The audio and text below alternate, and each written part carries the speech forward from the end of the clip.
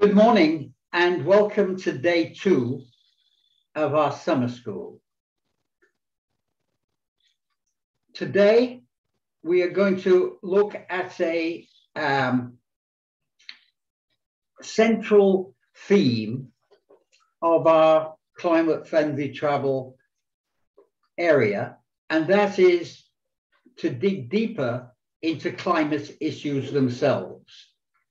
Again, largely we're using video clips made during our diploma and SAY's Strong Earth Youth Summit sessions. We'll intersperse that with some slides, and most importantly, we'll conclude again with a question and answers session, at which hopefully you'll be able to deal with some of the issues that have come up during the course of the presentation today. So to recap, it's now widely recognized that the climate crisis is an existential threat, that it results from man-made industrial greenhouse gas emissions largely caused by fossil fuel, and that we need to keep global temperature increases to no more than 1.5 degrees by 2050, as laid out in the Paris Agreement of 2015, if civilization as we know it today is to survive.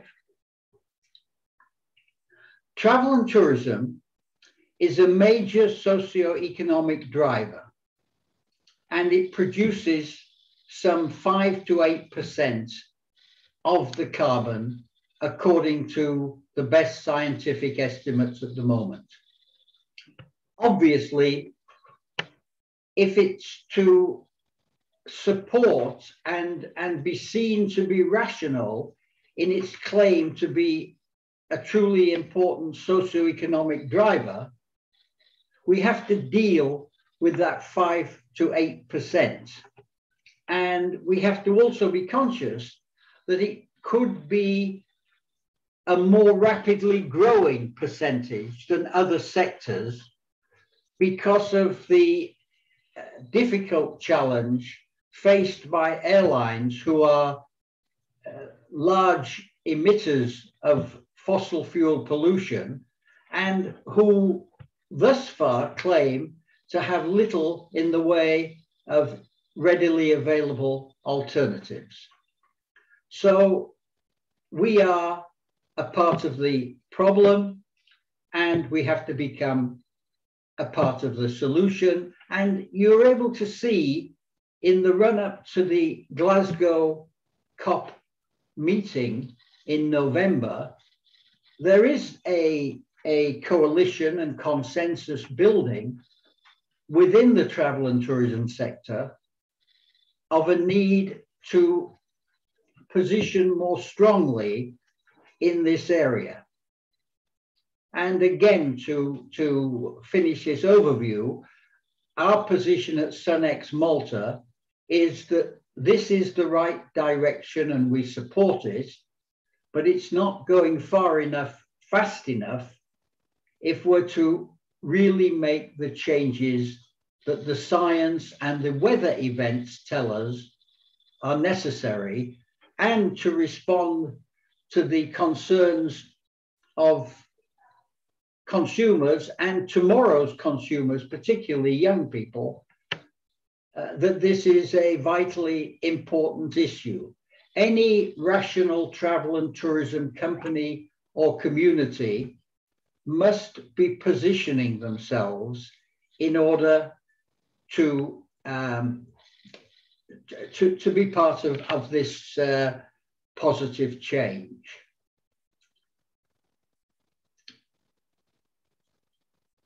We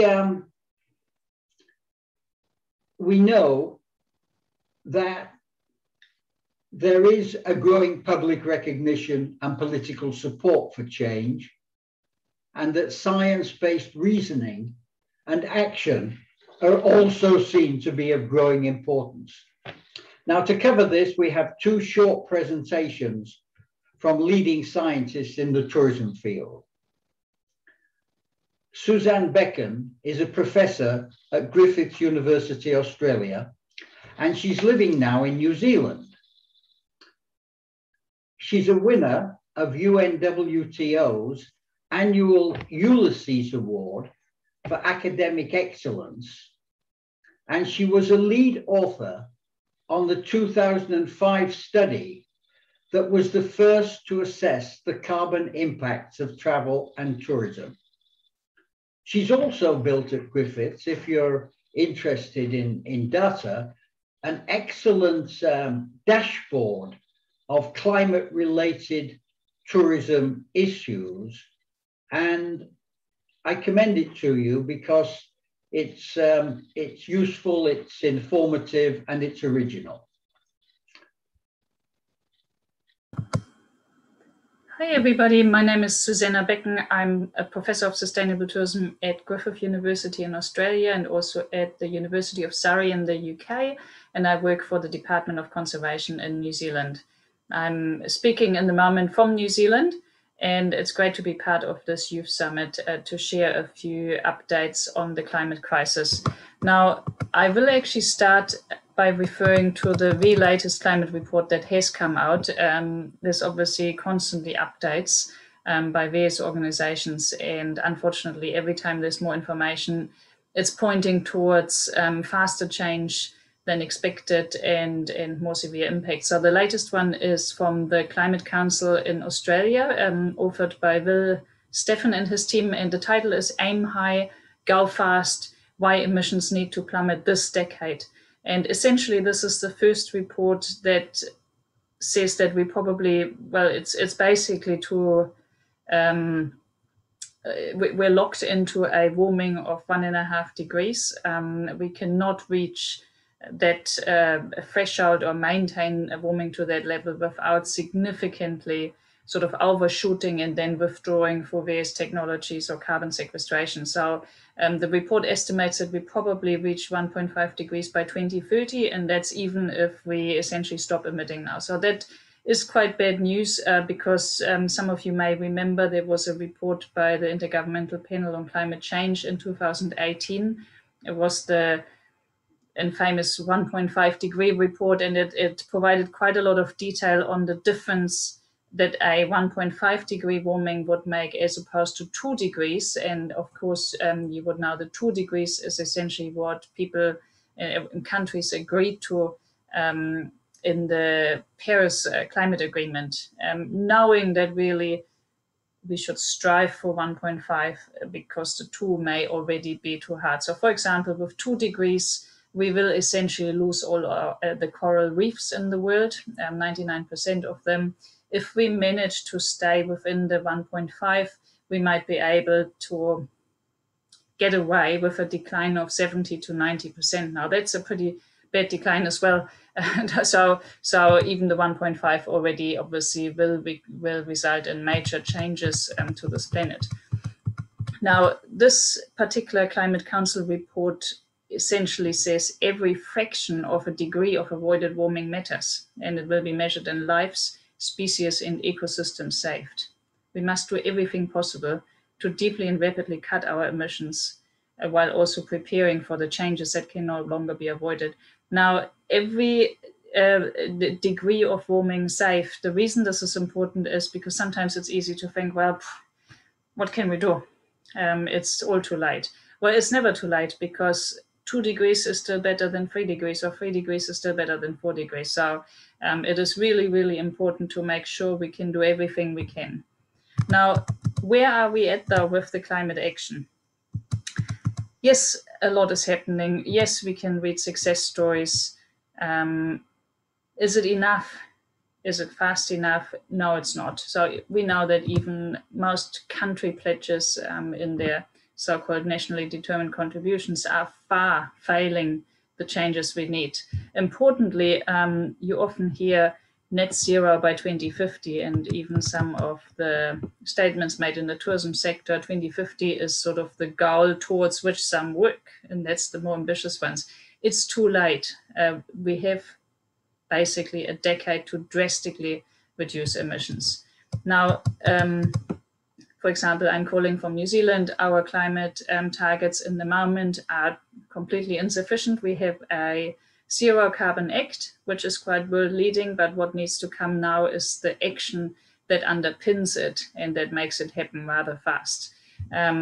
This includes also aviation, and I will talk about that in a minute. International aviation is outside the Paris Agreement. It's addressed for a sector initiative led by by ICAO, essentially the UN body for aviation. It is not on the path that we need. In fact, a recent report by the UN Environment shows that if aviation continues to grow as it did, it will make up 60%, up to 220% of permissible emissions by 2050. And that is quite a conservative estimate. Now, I came across a quote which summarizes it quite nicely. It's from a US climate commentator and meteorologist, Eric Holthaus. He says there's no tangible difference between those saying climate change is a hoax and those saying climate change is real, but they don't do anything. In both cases, it's denial. And so I would agree with that, just saying, yes, I know, but not doing everything we possibly can to make the changes essentially results in the same outcome. Now, a brief comment on COVID. COVID has led to a short-term reduction in carbon emissions, about 7% in 2020, and it maybe has demonstrated to us that we can change. However, already economies are starting to bounce back, and the challenge we have now is that governments have committed substantial amounts, in fact, unprecedented resources to COVID response and recovery. And the future of decarbonization, including for travel and tourism, depends on how those resources are used. Unfortunately, at this point, the United Nations Environment Programme finds that only 18% of recovery spending is somewhat green. And in respect to aviation, for example, only 2 out of 50 countries that have bailed out their airlines have imposed some form of environmental conditionality. That's France and Austria. Now, what are we doing in tourism? Knowing that tourism is quite a vulnerable sector, is quite exposed to climate impacts. It's also obviously a discretionary activity. So if economies go down because of climate change, tourism will suffer. And of course, it's carbon intensive. So any changes in climate policy will affect the sector. So it is important to be proactive and to acknowledge that tourism contributes anything between 5 or 8% to global man-made emissions. There's now global decarbonization plan for tourism, and I'm not aware of many countries that would have one. Tourism falls sort of between the cracks sometimes. There's a bit of transport, there's a bit of commercial sector or built environments, but there's no particular targets. And in fact, target setting, climate carbon reporting in tourism is not where it should be. It is lagging behind compared with other sectors. There are things that can be done. And in fact, coming back to that Climate Commission report, need to be done urgently and in an integrative way. So that involves governments, industry, and the travelers. And it requires substantial change. So for aviation, for example, it's a combination out of course, maximizing efficiencies in the system through technology and operations, but it is also investing heavily into alternative fuels. That can only happen with the help of governments for enabling policy like a blend-in mandate, for example, for synthetic fuel, and also probably core investment, because moving from fossil fuel to alternative fuels is a huge step that probably the industry will not be able to do it, especially given that most airlines have pretty much used up their cash reserves. It will also affect prices and as a result, of course, travel behavior. People may fly less far, less often, and holiday a bit closer to home. Now, that's not a bad thing. We have seen for COVID that actually a lot of countries were able to compensate the loss of international tourism for an increase in domestic activity. Now, we then still need to look at domestic transport networks, electrification, maybe investment. New Zealand, for example, has invested quite heavily into cycle paths. And maybe there needs to be a move towards more collective forms of transport. An interesting one is food and beverage. There's a lot of food wastage in tourism, and with that come a lot of greenhouse gas emissions, both from the waste itself, but also the production. So there is quite some low-hanging fruit that the sector hasn't exploited. Now, to wrap up, why is it not moving ahead? What's lacking? Well, number one, I'd say, is the political will. It takes quite a strong vision and ability to implement it. The governance structures for tourism, international aviation is a classic one, where we have not been able to actually make progress. Second one is probably around investment and green finance. We need to invest in low carbon infrastructure, and that will cost a lot of money, and we need innovation for that.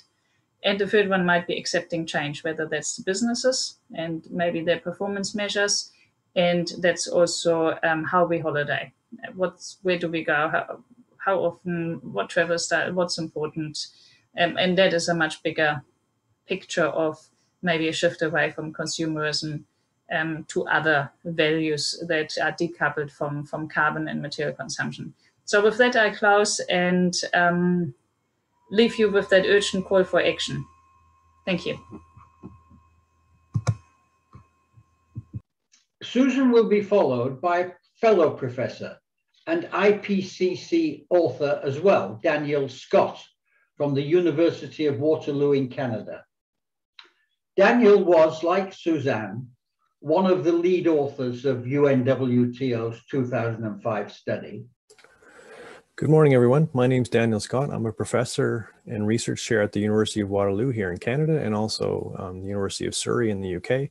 It's my sincere pleasure to be with you and an honor to contribute to Maurice Strong's legacy through this event. Jeffrey's asked me to get us started this morning with a discussion of how the climate crisis will reshape tourism over the next 30 years. And in true Jeffrey style, he gave me 7 minutes to cover this colossal topic. So I'll do the best that I can in the time that we've got. As these images I'll show you, climate change is not some future risk for tourism. It's upon us. And you as the next generation of travelers, but more importantly, as tourism leaders, have a massively important role in creating the climate-friendly travel that we all want to see happen.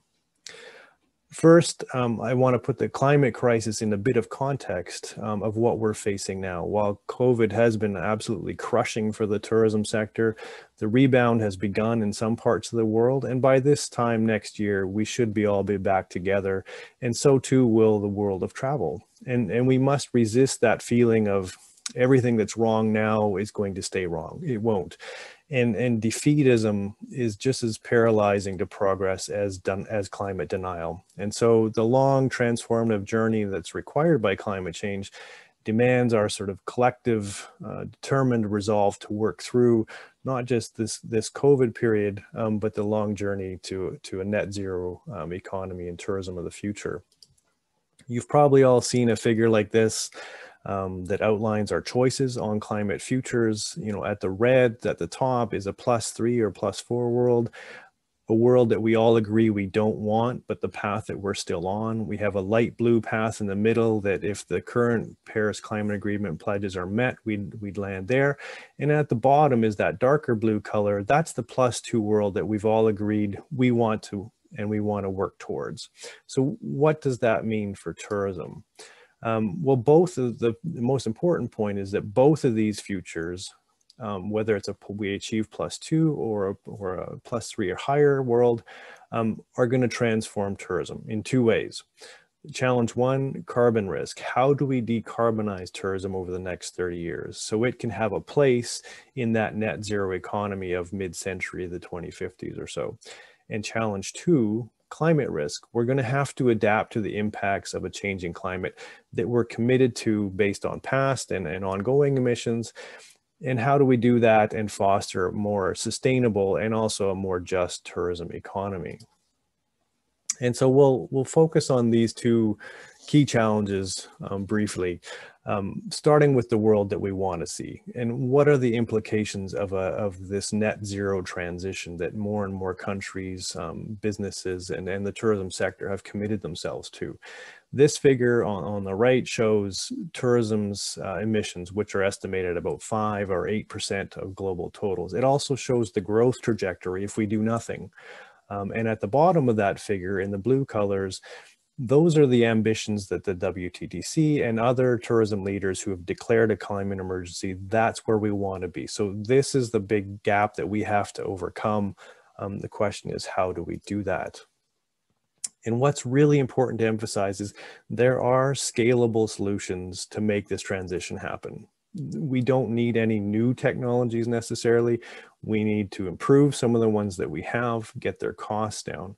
And we need policy and we need investment to make that happen, so that all of these examples that I've shown you here, that becomes the norm, not the exception. And we also have to do this, importantly, not just to decarbonize our operations and our travel, but to demonstrate to world leaders that tourism can be part of that net zero economy of mid-century. We need a detailed plan of how we're going to do that, because right now tourism is being overlooked by all of the experts and the policymakers that they're getting together to make the policy for a +2 compatible energy future. And that's really dangerous for tourism not to be at the table. It won't be easy, it won't be cheap, but we must look at this as an investment in our social license to operate in a carbon constrained world, not purely just as a cost. So now let's briefly consider that world that we don't want. A climate disrupted economy and society is just incompatible with tourism development that we all want to see, and very incompatible with sustainable tourism. Now, today we don't have time to go through the wide range of impacts that are shown here and on other slides, from sea level rise to weather extremes, to economic growth, to security risks. So instead, we're going to look at, well, what do all of these impacts, if they're combined, what do they mean for different parts of the world in terms of tourism? And this map that I'll show you here is a map of the combined climate and carbon risk as best as we can estimate it today, using 27 different indicators, looking at 180 some countries. The first thing that jumps out at you from this map is how uneven the impact or the risk is. And you'll probably see very quickly how unfair the impacts are to some parts of the world that have contributed least to the problem that we're facing. The highest risk exists in the regions where tourism growth is expected to be the strongest. So climate change is going to pose a headwind to tourism development in parts of Southeast Asia, much of Africa, and many parts of Latin America as well. Even more important, when we look at these impacts or these risks through a climate justice lens, we see that many countries that depend on tourism for progress on the SDGs are amongst those most at risk. If you look in the upper right quadrant at many of these countries, many are small island developing states. Others are least developed countries. And we can't lose sight of this as we develop strategies to adapt and decarbonize the tourism sector. We can't lose sight of climate justice as well. So with that high level context, I want to leave you with two key messages. One, there can be no sustainable tourism and no tourism contribution to the SDGs if we fail on climate. It must be a priority for our research, our training, our policy, our investment, and our business planning. And the second point is, a very wise man once reminded us, don't accept that you can't make a difference. What we do as individuals matters. It adds up, as he said. And over the last few years, youth of the world have really found their voice on climate. So I encourage you, continue to be loud, push what is politically possible, closer to what is scientifically necessary. Just to make a couple of points here. The original 2005 work came up with a figure at the time of 5% of total global CO2. And we used that inside UNWTO to underpin the work of the 2007 Davos Climate Summit. That summit gathered more than 600 policymakers and was co-organized by UNWTO and the World Meteorological Organization. And it resulted in the Davos Declaration. And the UNWTO Secretary General at that time, Francisco Frangeli, a French civil servant, was also the mayor of Morzine, a small alpine village in the southeast of France. And as a mayor of that village, he had become increasingly conscious of the impacts of climate. And in fact, and this is an interesting issue from a tourism adaptation viewpoint, had organized the building of an Olympic-sized ice skating rink in his tiny village because he'd rationalized that when the snow started to disappear more and more, as it had begun to do, to keep the tourism going, you would need some other alternate activity of a similar kind. And it was Francesco's insistence on this, together with another Frenchman who was running the World Meteorological Organization at that time. And so Davos had behind it not just the tourism thinking of UNWTO and the status of Davos, where the World Economic Forum is held. This was the first meeting, the first time ever that another organization was able to use Davos for such an event. And we brought together more than 600 policymakers from around the world and spent the better part of a week analyzing the climate-related and sustainability-related issues around travel and tourism, and at the end produced what was later called the Davos Declaration process, because UNWTO tried to keep it going. And that's had a series of recommended actions subdivided between the different components of the travel and tourism sector. So there was recommendations for transport, for hospitality, for travel services, for destinations and infrastructure. And it was a well laid out plan.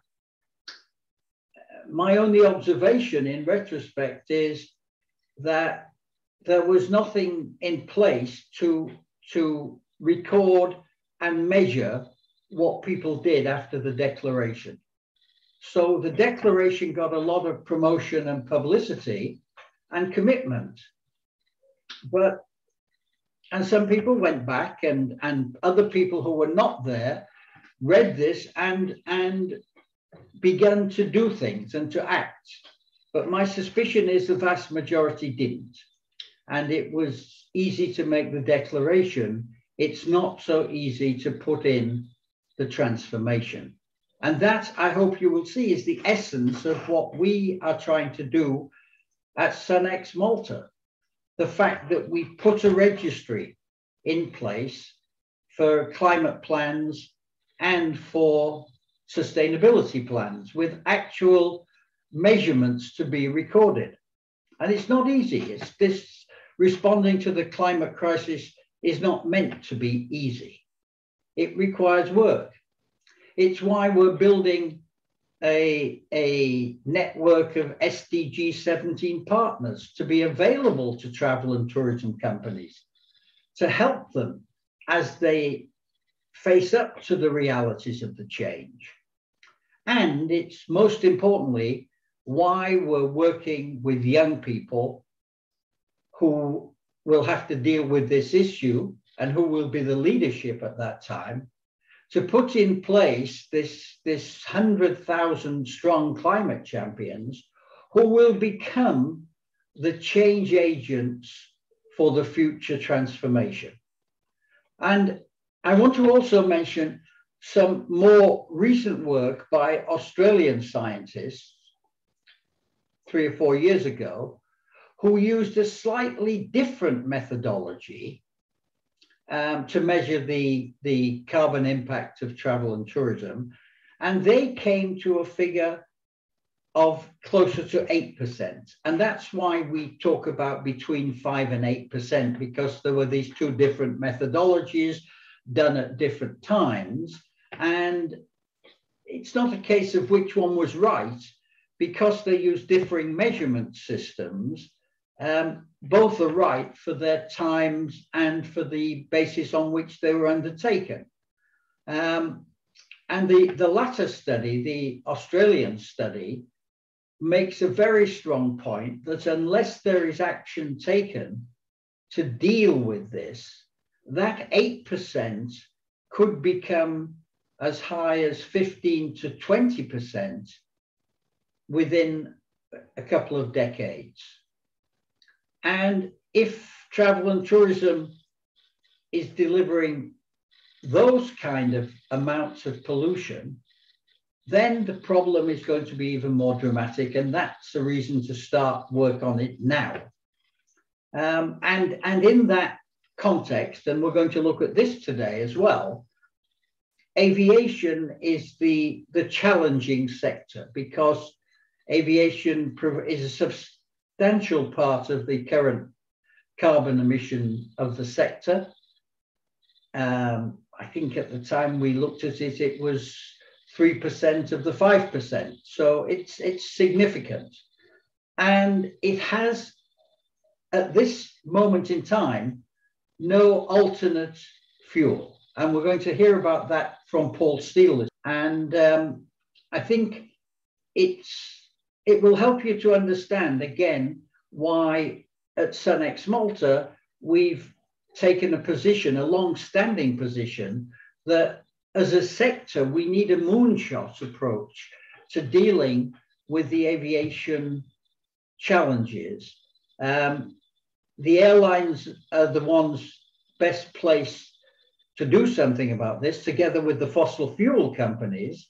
And these are large corporations, and in my view, the research and development and commitment to finding an alternative until now has not been sufficient, because you can get away with doing the same thing as you've been doing, and because for the fossil fuel companies, they maintain that aviation, important though it is only a small amount of their global marketplace, with cars and industrialized heating and all of that kind of thing. And the incentive to take action has not been there. And again, it's why there's a lot of pressure now on regulators to introduce carbon taxes, to introduce aviation taxes, and to create incentives for a greater amount of research and development in the field of alternate aviation fuels, or as they become known, sustainable aviation fuels, SAF.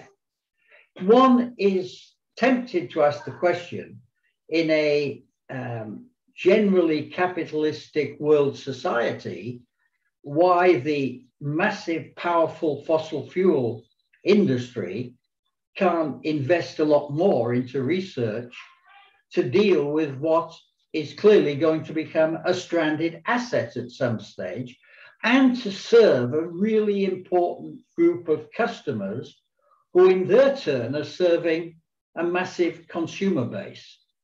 And it's an issue that I believe is correct to argue this point.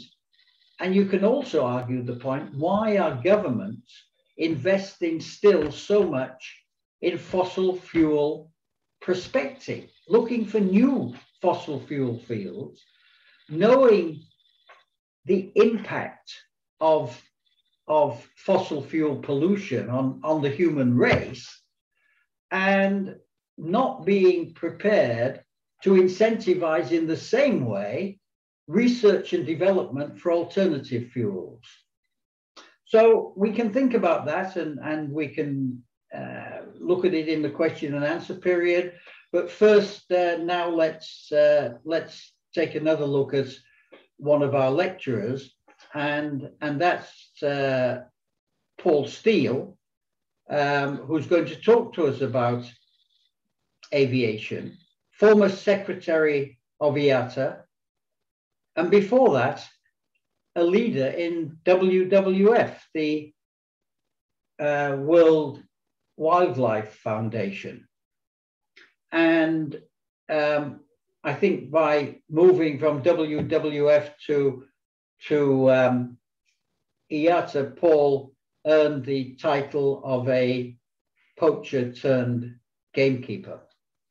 More than anyone else, he has helped to craft aviation's current response to the climate crisis.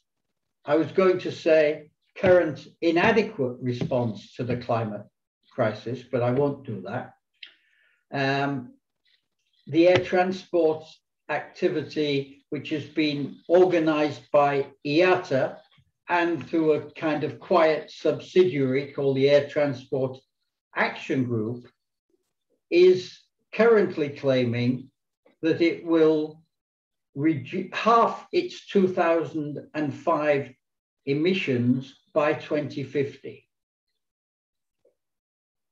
Clearly, that's not good enough, and if aviation is to fulfill its role as a good corporate citizen, as well as being a necessary transportation mode, we would argue that by 2050, it's got to find an alternate propulsion system that doesn't produce greenhouse gases, and that by 2030, it's got to be well on the way of cleaning up its current act.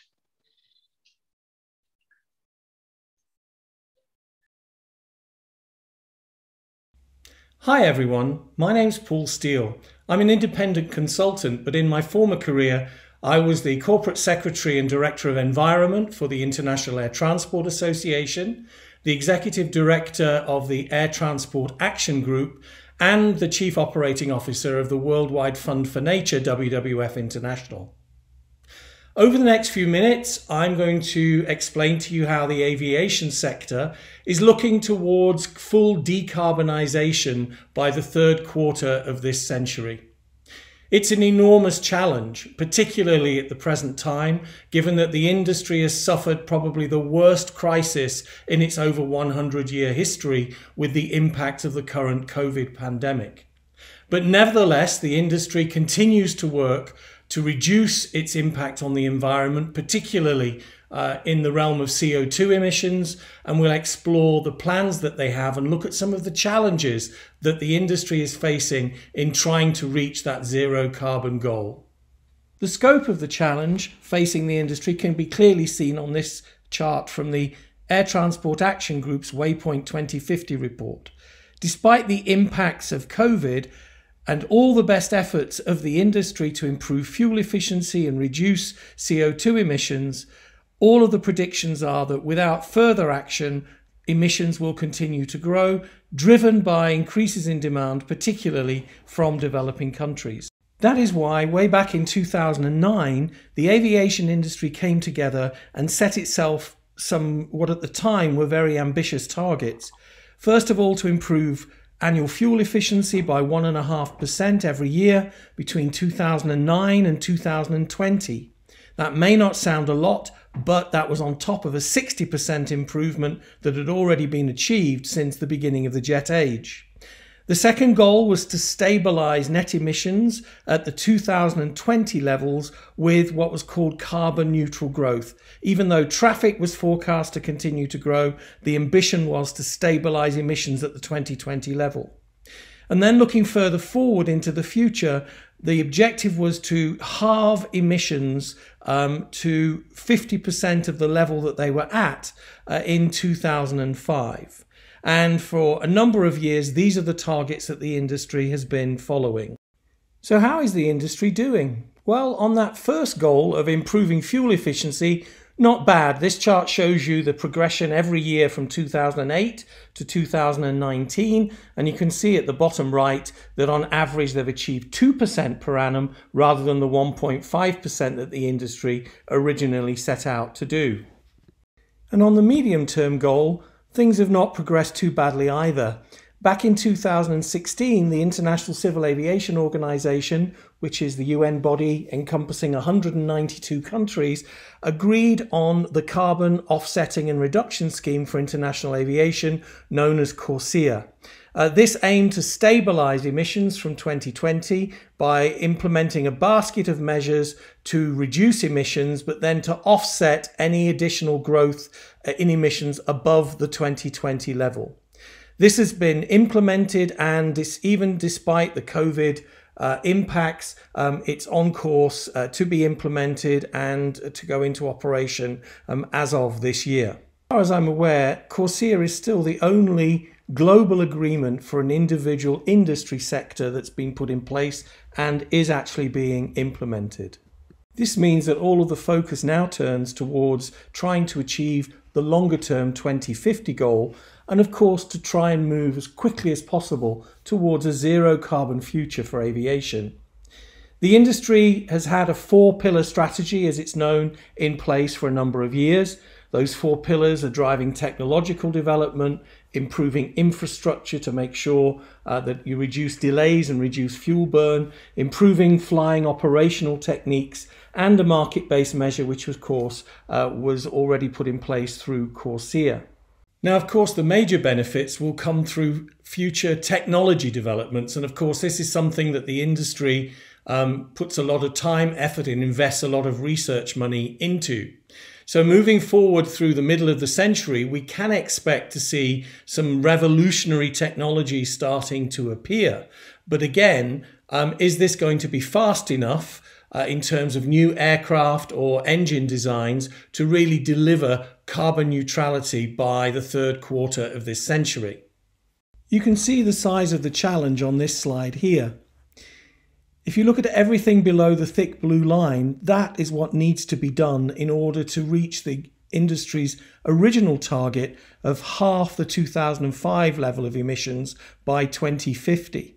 That's a combination of CORSIA, which is the purple piece in the middle, and technology, operational infrastructure improvements, as we can see. But also there's a large component of alternative fuel that needs to come into play.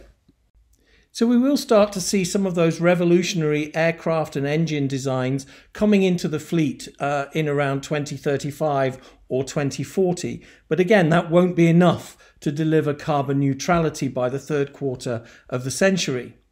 So the focus is moving more and more towards looking at alternative fuels for aviation.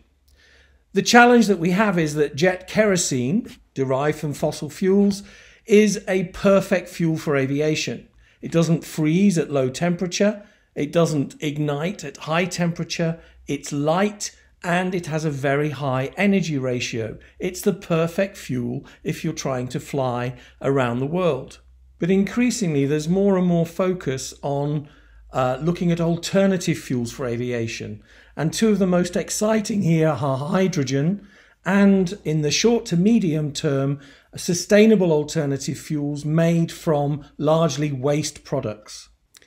These types of fuels derived from waste products shouldn't be confused with the original types of biofuels that were produced from crops and therefore had all sorts of issues in terms of land use and water resource use, etc. Most of the fuels that have been developed for use in aviation have been derived from household waste or industrial waste, and it looks like that is a huge opportunity going forward. The great news is that all of the hard technical development and safety testing has been done, and we know that we can mix these fuels with existing kerosene, so as they become available we can add more and more into the tanks of aircraft. There are now 6 approved different pathways for producing sustainable aviation fuel, and there are no changes that are needed to the aircraft or the engines when you're using this fuel. So it really is a very, very exciting opportunity. Already, well over 300,000 flights have taken place with a mix of these types of fuels, so it is tried and tested. The challenge now, of course, is scaling up from what has been laboratory level production up to full industrial scale of production and distribution of these fuels. The great news is that things are really starting to move. There are a number of plants being built at scale around the world, and there are more and more of these being announced all the time, driven largely by partnerships between completely new fuel suppliers and individual airlines. This is certainly very encouraging, but is it developing fast enough to really enable the industry to even think about zero carbon by the third quarter of the century? Unfortunately, probably not. The biggest single factor slowing down the future growth and potential of sustainable alternative fuels for aviation is a lack of government policy, coherent government policy. Many governments around the world have been very slow to recognise the opportunity that alternative fuels for aviation will provide. We need governments to think holistically so that they're able to converge their energy, climate and transport policies, and then they would see that alternative fuels for aviation are a no-brainer. Unfortunately, achieving this type of forward thinking is difficult even at a national level, let alone internationally, which is what is going to be needed for a truly global industry like aviation. So governments need a nudge, and this is where people like Professor Jeffrey Lippman come into play. Jeffrey has promoted what he's called moonshot thinking, saying we should have a moonshot. We should do what John Kennedy did when he said, "I want to put a man on the moon." We need visionaries like Jeffrey to help nudge people forward, to bring financial institutions, manufacturers, scientists and governments together so that they can think big and we can fully exploit this opportunity of sustainable alternative fuels for aviation that are available now. It's really just a question of scaling up, because if we're able to deliver on this, then we can secure more or less a zero carbon future for the aviation sector by the third quarter of this century. That's an amazing opportunity. Thank you, Paul. It's always a pleasure and always nice to hear kind words about oneself coming from someone as important in this sectoral activity as you have been over the years. And now for something quite different. I want you to listen to my friend Peggy Liu from Shanghai on the massive changes that China, the world's #1 greenhouse gas emitter, has been making, with some amazing facts on its clean power conversion and on particularly of interest to us, its high-speed rail network.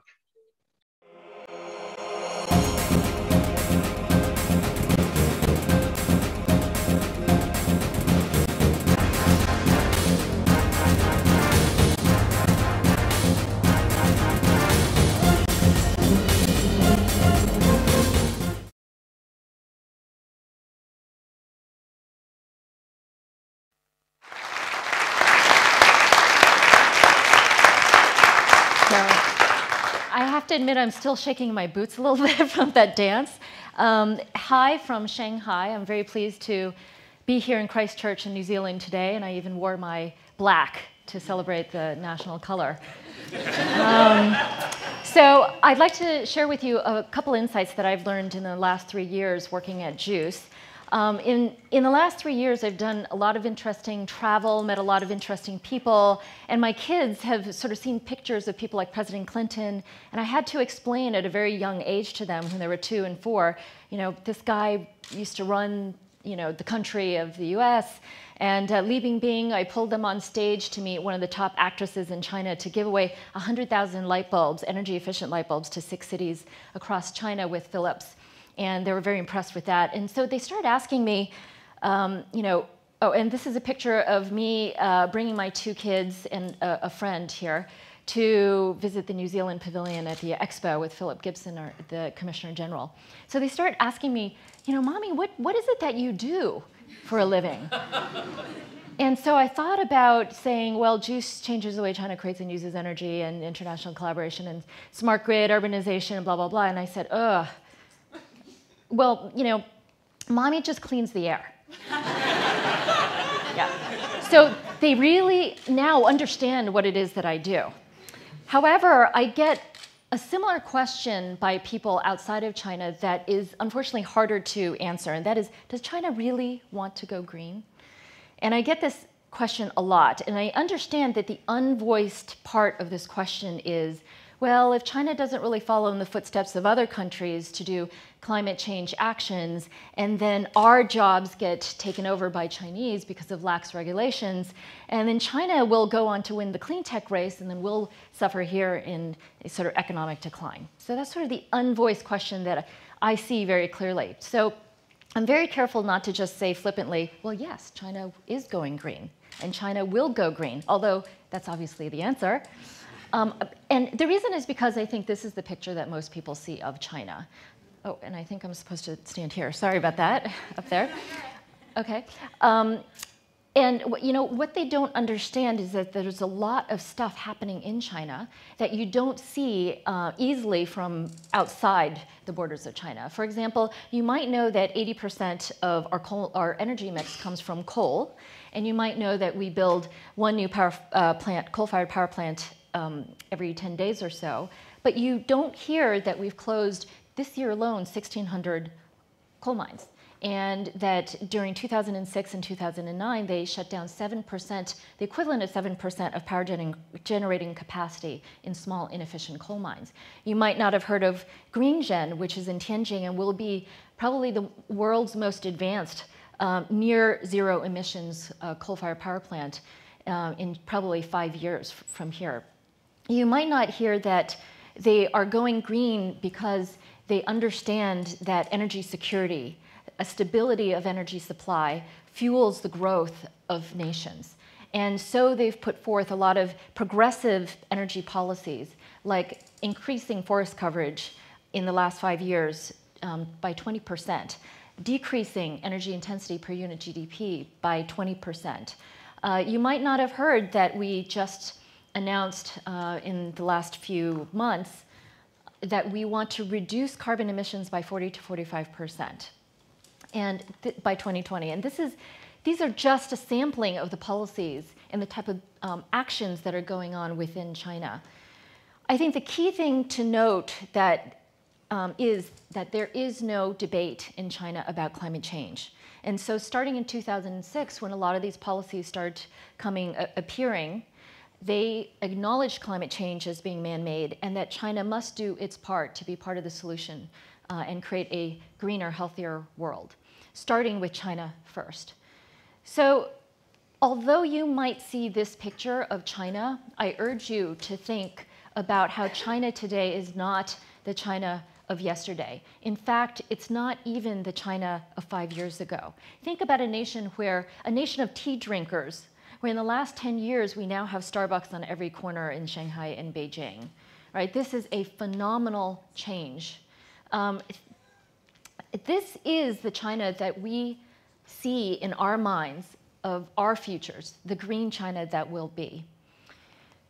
The real question that you should be asking is, can China go green fast enough?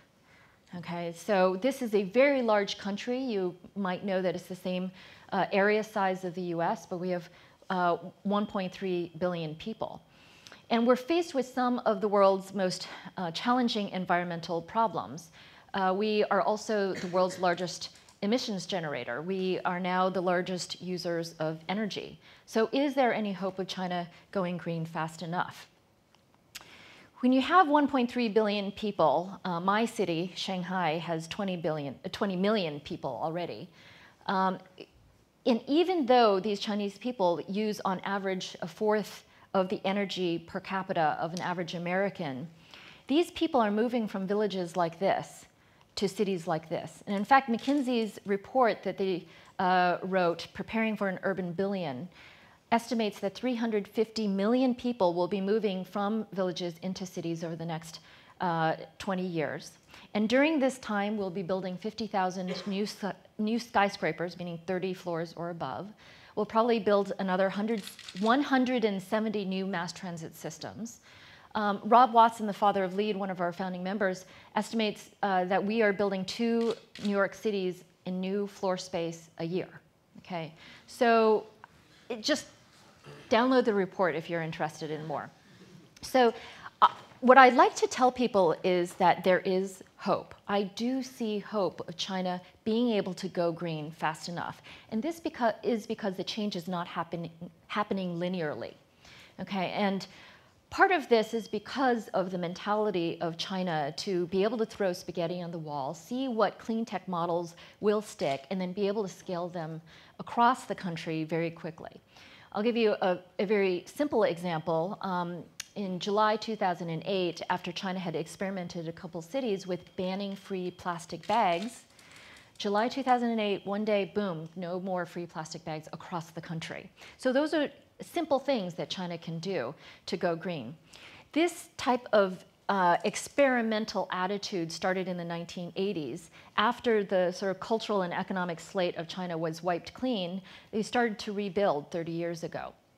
And in the 1980s, they started creating these special economic zones. The ones that you might have heard of, Shenzhen, very popular, very successful, and that has now been replicated in the form of 50 science parks, different high-tech zones, industrial zones, more special economic zones, etc. So China is not afraid to fail because it puts these special zones at arm's length and says, it's okay if you fail, but the ones that do win, we will showcase and we will celebrate across the country. So I'll give you a simple example of how quickly China can move. So 3 years ago, JUICE, one of our key spots that we focus on is smart grid. So revolutionizing the electrical grid to be more efficient, to use less energy, and to be able to carry more wind and solar. So 3 years ago, we started approaching the government officials in China responsible for the grid, and their response to our presentation about smart grid is, what is smart grid? You know, are you talking about electric vehicles? Because if you are, that's probably 10 years out, and it's probably too early to come talk to us. Now, you probably know that electric vehicles are on the sort of forefront of clean tech industry in China today, and this was just 3 years ago.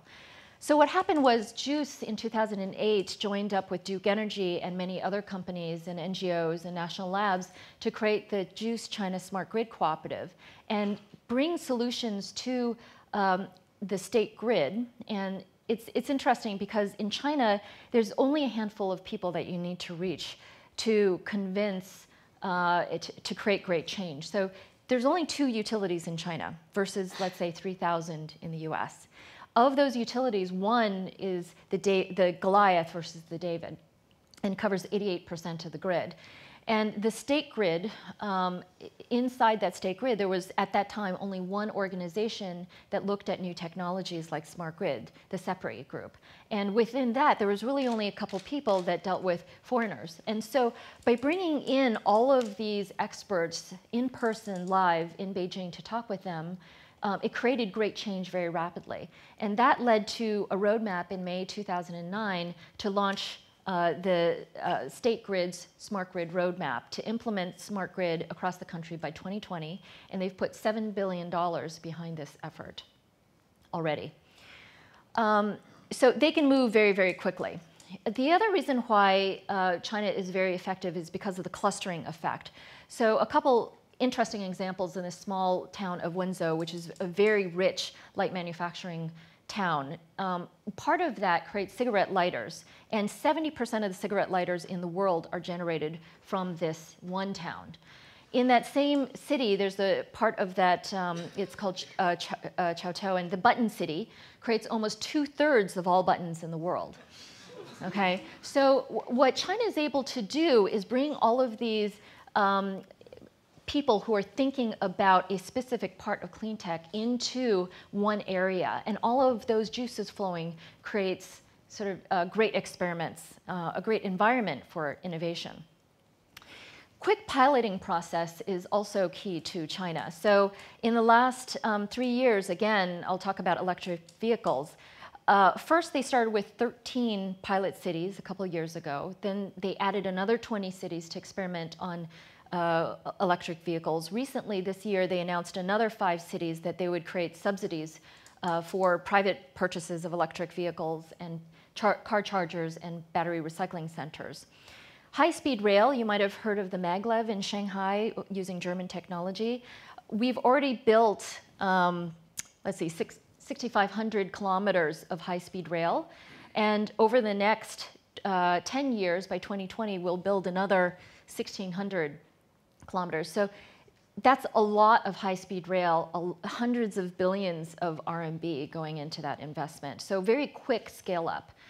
The last piloting effort that I'll share with you, although there's many in China, is recently in August, this August, they announced 8 pilot cities for low-carbon cities. This is basically allowing mayors and party secretaries to do anything they want to figure out how can you create a low-carbon city in China. So this is probably the ultimate clean tech experiment going on starting today in China, right? They're searching from all across the world for solutions to bring into these experiments. All of them have the freedom to do different combinations of solutions.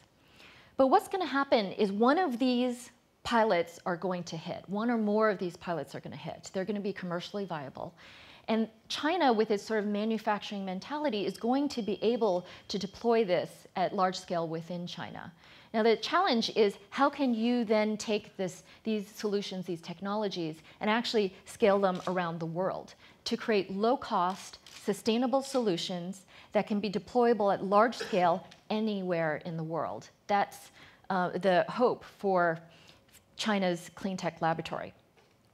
The other reason why China, I think, it has a really good environment for doing this is because they have a lot of low-cost capital. And this is not because there's a lot of money floating around China. That the reason really is because of prioritization.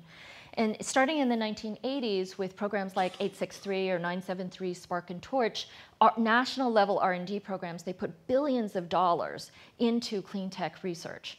And they're able to pull off these types of large-scale solar farms, wind farms, things that need a lot of money. And they're able to buy at wholesale very expensive high-tech solutions from places like Germany to create these types of solar panels.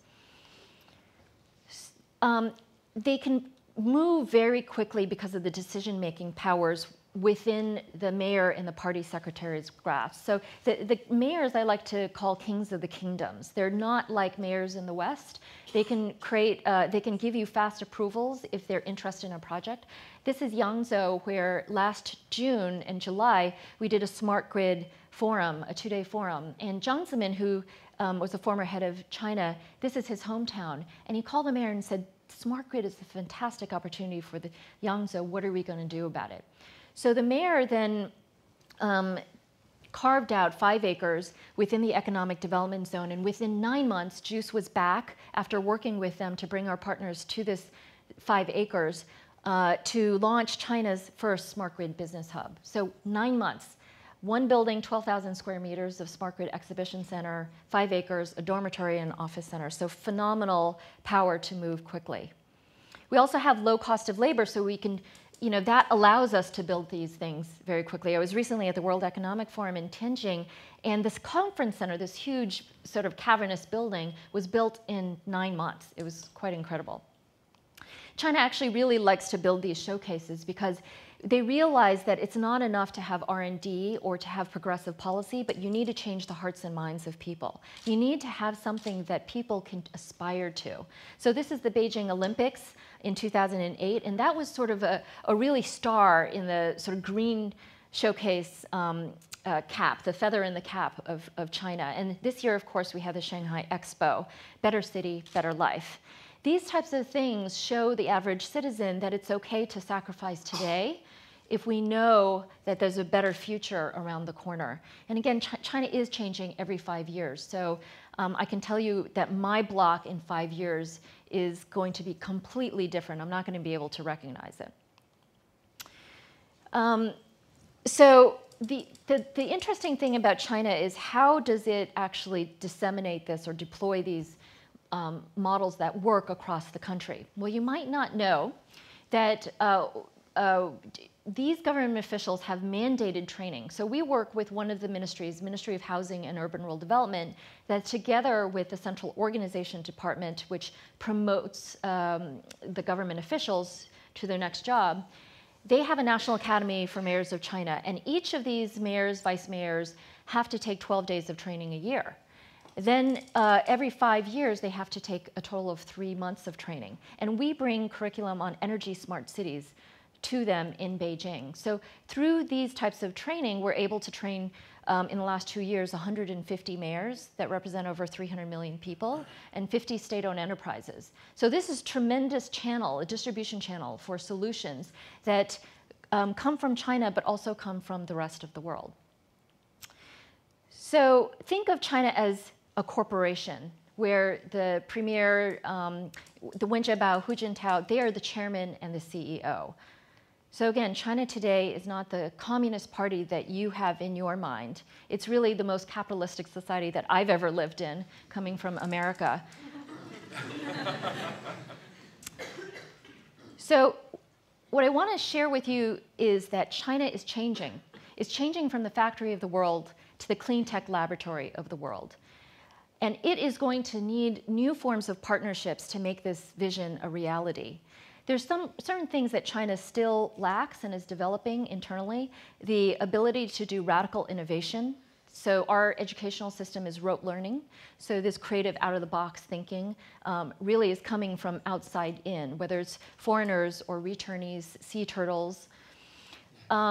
We are better at tweakivation rather than radical innovation. So if you take something like KFC, we will give you a dish of deep fried chicken with rice and sweet and sour on the side, right? So what we are looking for is solutions. People who know how to integrate solutions, who know how to deploy solutions, people who know how to think about the complex energy sector and bring all the stakeholders together, facilitate, coordinate, and bring something to the mayors, to the party secretaries, to the SOEs that they can deploy at large scale across the country. So one quick example is you have in Lake Taupau one of the largest forests in the southern hemisphere, and you've developed in New Zealand a lot of interesting technologies for biomass, sustainable forestry, ecotourism, et cetera. Well, China recently we've announced the China Biodiversity Conservation Strategy and Action Plan. This is the first nationwide conservation plan in 16 years, and we are looking for help so that we can halt all biodiversity loss, so that we can set aside nature reserves, et cetera. This is an example of how countries like New Zealand can bring your solutions to China and view China as one of the largest energy markets in the world. But you can also think about China as a partner to create made with China. So for example, I recently came across New Zealand's over-the-moon cheese factory, where even French cheesemakers come to learn about cheesemaking from this world-class little store near Lake Taupau. And this is very similar to the story about how Qingdao Brewery was founded with Germany's help.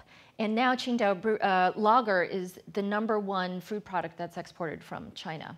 So made with China. This is going to require, though, a lot more collaboration and facilitators like you in the room to coordinate cross-sector, cross-border, different languages, people coming together to work on these complex solutions. So the key takeaways that I want to end with are, one, China today is not the China of yesterday. It's not even the China 5 years ago. And so please come and visit me in Shanghai, our JUICE offices also in Beijing, the people in China to see what's really going on. Secondly, China is changing from the factory of the world to the clean tech laboratory of the world. And thirdly, a new form of partnership is needed. China welcomes you to come work with Chinese to create low-cost sustainable solutions that can be deployed around the world. So come visit me. I welcome you. Thank you.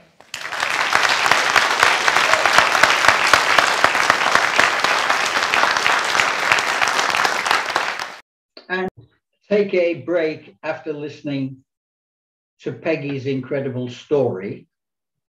We're going to play you some more of our friendly dodo.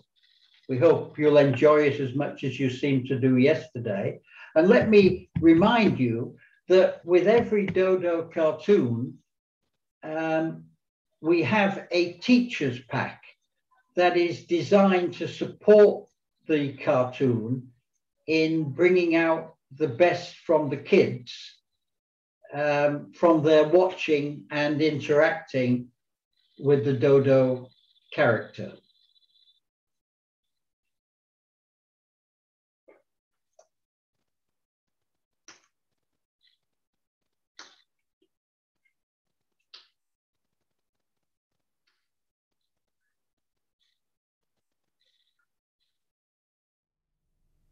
The dodo come back. I can dodo do this. The dodo come back. I can dodo do that. The dodo come back. But I wanna see what you can do. You know it's all I do. The dodo come back.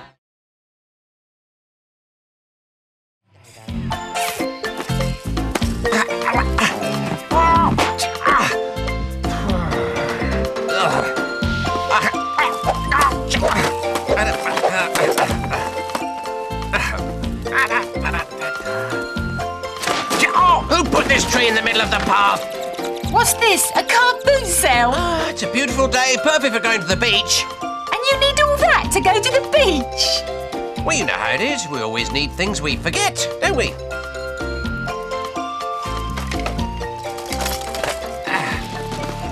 At this rate, it'll be a midnight swim. Well, you've got a point there. I better leave some of this stuff behind. But what to leave? The flippers, the rubber ring. What are those for? You going mining? Oh, they're in case I want to build a sandcastle. Oh, yes, sandcastles. Oh, well, nice idea. Bye-bye, sandcastles.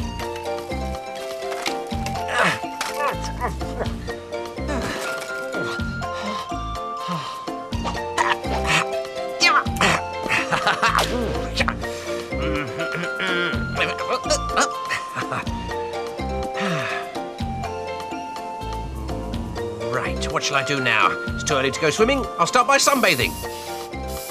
I need a bit of sun.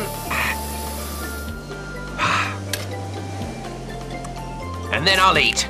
Exercise gives you an appetite.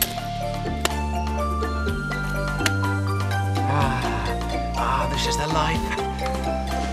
What's he doing? He's got engine trouble. He's going to drown if he's not careful. Don't panic! I'm coming!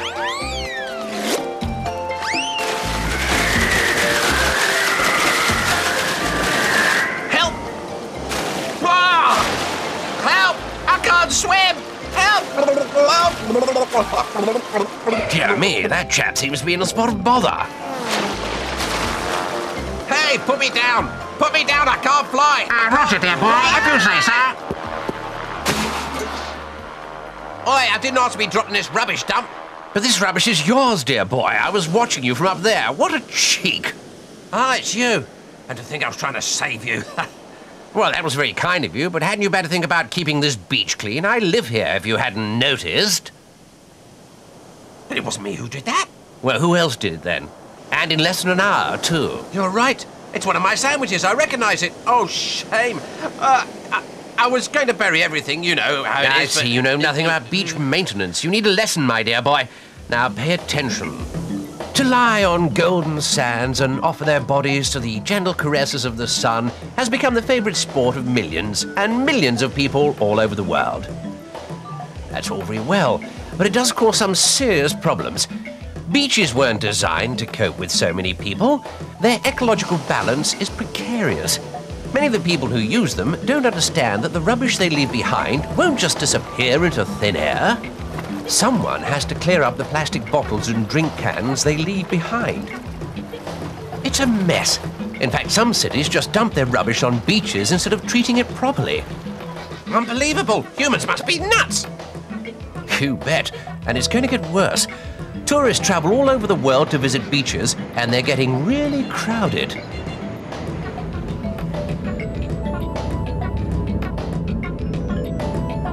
Just think about this. Every time a new hotel is built on a beach, all the rubbish and waste has to go somewhere. Unfortunately, it doesn't always end up in controlled dumps, but on the beaches where people have holidays. It's bad for everybody's health too. So we must be very careful if we want to have fun in the future. It's daft, the mistakes we make through pure ignorance, isn't it? If we take the trouble to put rubbish bins along the beach, people should take the trouble to put their rubbish in them.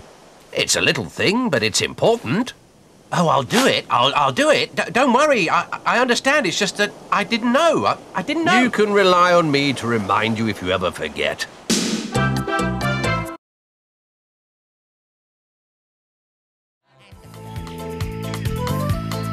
A rub-a-dub-dub, 3 turtles in the tub. Hover and who do you... what's happening?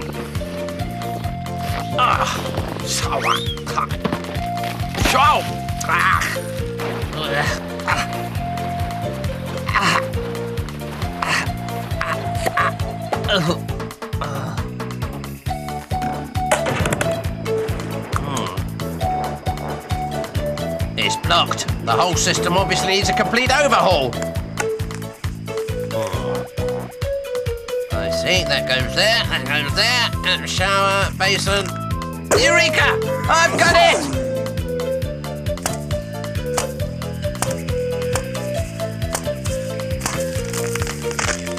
Rivet? Rivet? What rivet? No, I was just going rivet. I wasn't talking to you. Oh, sorry, I thought you were.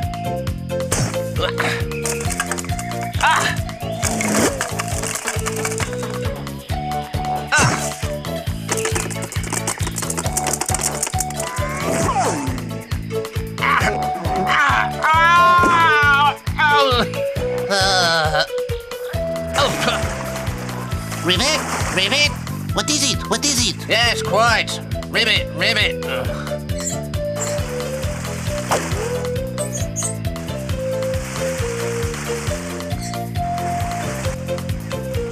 Cool, it works. I'm a genius plumber. Oh, well, may as well get some washing up done. Yeah. Yes? Very clever. Now, if you'll excuse me, I've got better things to do than watch you blowing bubbles. What? What? Listen, I'm doing the washing up. No, wait a minute. You've just connected your drain to my pond. Yeah, so what? What's the problem? I'm only getting rid of my dirty water. The pond is my home. You're not going to make a fuss about a few bubbles, are you? But it's not the bubbles, it's the detergent.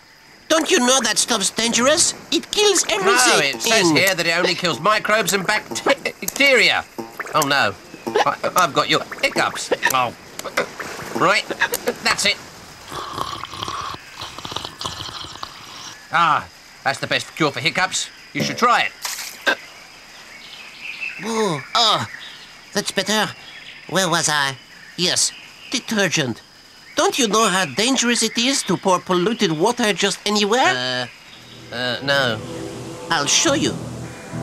Oh, excuse me. For a long time, people just took water for granted. Then they realized that, in fact, it's a very precious resource and a major cause of inequality. Every single day, millions of African women have to walk miles and miles to draw water from what are more often than not polluted wells. Westernized societies consume frightening quantities of water, and the richer a country, the more waste it produces. Sewage and detergent all get mixed up in the water supply, which has to be purified in huge treatment plants to make it drinkable again. That's appalling. But domestic pollution is nothing compared to what industry produces. For decades, the big corporations have cheerfully dumped their dirty waste in our rivers and their chemical effluent wherever they fancy. All non-degradable waste ends up in our water eventually. Even if we bury it, the rain washes it into the supply. Water is health and life. If we don't learn how to respect it, it's bye-bye to our beautiful blue planet. And I was so proud of my new drainage system. Rivet, it was a great piece of DIY. But I put nature in danger. I'm a complete hick. Are your hiccups coming back? No, I'm okay. Anyway, thanks for teaching me something I didn't know. Hooky crooky, you're welcome. Rivet.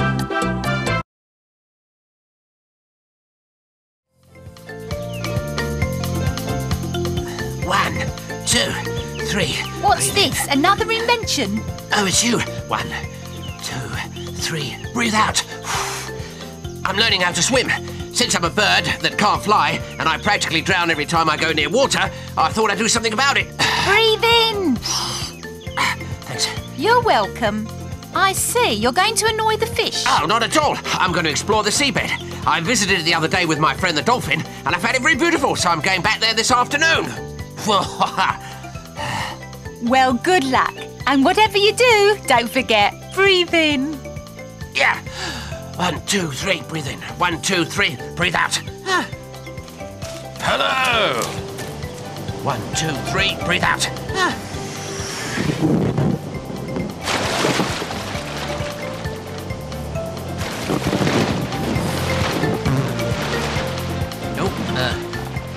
Oars. Oars. Where the hell am I?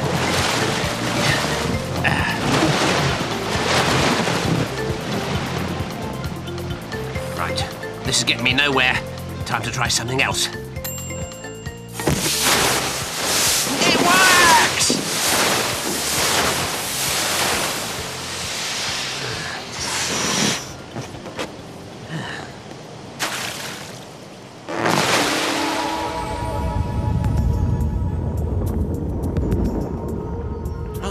That looks good.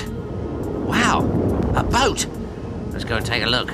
There might be some treasure on board.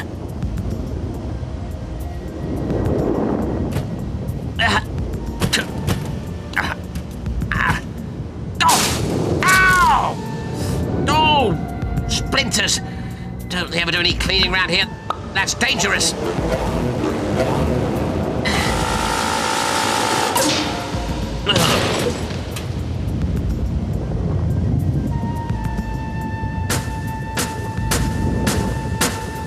Excuse me? Are you talking to me? What are you doing? What does it look like? Have you got a permit to do that? A permit to do what? Collect coral. I'm not collecting, I'm cleaning. Oh, it's forbidden to collect coral. You're putting everyone who lives here in great danger. The little fish, the anemones, the sea urchins, me. We depend on coral, didn't you know? No. If you have a moment, I'll tell you all about it. Go on. Coral is made by polyps, tiny little animals which live in warm, shallow waters. They attach themselves to underwater rocks and cover themselves with a hard limestone shell. In time, they form a coral reef. Their tissue contains algae which use sunlight to produce nutrients. It's these algae which give coral its fabulous colours. Superb. The coral reef is home to a fantastic range of plant and wildlife. Sometimes the tenants' demands threaten the coral, but of course it's man who's the real danger. As usual. 'Cause the coral reef is one big nature reserve. It forms a natural barrier against storms and tidal waves, but maybe not for much longer. Of the 110 states which have coral areas, 93 are watching them disappear. Why? The usual reasons. Damage from fishing, pollution, neglect and tourism, and the incomparable beauty of this ocean gold which humans have used to adorn themselves since the world began. Despite strict legislation, divers are still looting the reef and selling their plunder to jewelers. Colour and life are draining from our seas, and what took millions of years to create may, if the looting isn't stopped, would be wiped off the face of the earth in less than 2 centuries. Excuse me. I've got to go and get some air.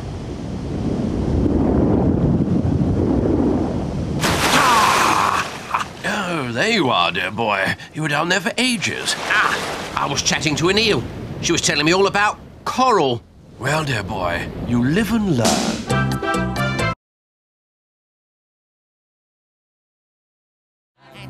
Oh, I've been up to here with Africa. I want to go home. I've been trekking for days now. Heaven knows how far I've come. Oh! What's it? Savannah City. A town! I'm saved! A drink, a meal, a kip, and an airline ticket. Now that's civilization. Only trouble is, I don't have a cent on me. Over there! Bingo! Good day, I'm Dodo from Mauritius. I'm lost, I don't have a cent on me. If you lend me some money, I'll pay you back as soon as I get home. Do you have an account with us? So sorry, we only lend to people who have money deposited with us. That's daft. If they've got money with you, then they don't need to borrow any. I'm sorry, no account, no loan, that's the rules. Listen, I'm a very rare bird. Fetch me the manager. Smith, Whistson, show the gentleman out. Louts, hooligans, thugs. Excuse me? Ruffians, pocket fluff. Yeah, what do you want? What do you want? So you're a rare bird? Very rare. The last dodo in the universe. I see. And you need money, am I correct? Yes, to get home. It would be an honor to get you some. At last, a human being. At last, a charitable soul. Follow me, my friend. Your worries are over. Wait here for me. I'll go and get the money. What a nice guy. It's people like him that restore your faith in human nature. I wonder what they're exporting. Bananas? If they are, we're in the same business. That's him. 25, 30,000. Lovely. So you're a dodo, huh? At your service? But there aren't any dodos anymore. There's me. Temporarily broke, but otherwise alive and kicking. It seems authentic. What do you reckon? You're the expert, Bob. Okay. Your business, it wouldn't be banana. You're mad. What's got into you? Bon voyage, my friend, and thanks for the money. No, don't drop me! Where am I? Where are we? Captured. Prisoners. Victims of the greed of animal traffickers. Animal traffickers? What are they? People in richer countries exploit an incredible number of exotic animal species, many of whom are threatened with extinction. They want exotic birds to brighten up their houses, baboons to experiment with in their laboratories, and mountains of shellfish simply to extract their coloring. Those humans are weird. And where are these animals found? In the southern hemisphere, where poverty drives people to do anything to survive. Poachers chop down trees just to reach high nests and slaughter female gorillas just to steal their babies. That's crazy. But it's the middlemen who make the biggest profit. They are organized like the mafia. The illegal trade of rare species is a very lucrative market, making more than £1 billion a year, only beaten by drug trafficking and arms dealing. That's incredible. The animals are illegally exported in awful conditions, and the traffic has dreadful consequences on the natural equilibrium of life. By exporting millions of bullfrogs, a delicacy appreciated by the French, India and Bangladesh have caused the return of mosquitoes, the frogs' favorite food. As a consequence, malaria, the disease transmitted by mosquito bites, has reappeared. People have to understand that nature is a complex unit, and you cannot fool about with it. But that's a disgrace, a scandal. We need action. Alert public opinion. Public opinion is alerted. There's nothing deafer than someone who doesn't want to hear. Yeah, in the meantime, let's find a way out of here. I don't want to end up languishing in a Tokyo Zoo or a circus in Oslo. I've got till the next episode to crack it, and I will. You've got Dodo's word on that. I can do